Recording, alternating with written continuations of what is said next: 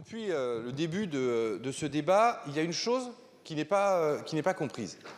C'est l'enjeu pour les Calédoniens de la question de ce dégel du corps électoral, parce que pour les indépendantistes, pour le peuple kanak, la Nouvelle-Calédonie a été une colonie de peuplement. Et hier, monsieur le ministre, vous avez évoqué les bateaux qui ont accosté avec les maladies, qui ont décimé le peuple premier.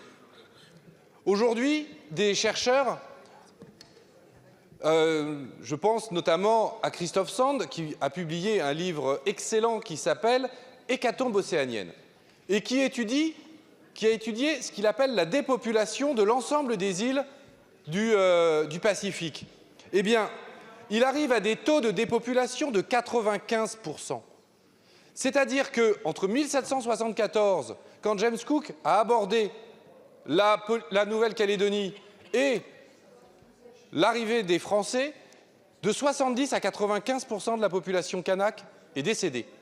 C'est-à-dire que si on prend l'exemple de la vallée de Tikawa, qui aujourd'hui est peuplée de 100 personnes, à l'époque, avant que les Européens n'abordent la Nouvelle-Calédonie, ce chercheur estime de 30 à 60 000 habitants dans cette vallée.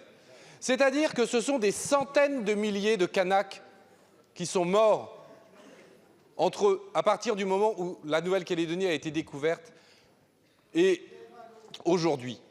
Donc, évidemment que la question du peuplement est fondamentale et que l'on ne peut pas comprendre la réaction des indépendantistes à ce projet de loi si l'on ne comprend pas le traumatisme qu'a été la colonie de peuplement. Et la colonie de peuplement et la dépopulation mises bout à bout font qu'aujourd'hui, il y a une peur que le peuple premier disparaisse. Merci. Et d'ailleurs,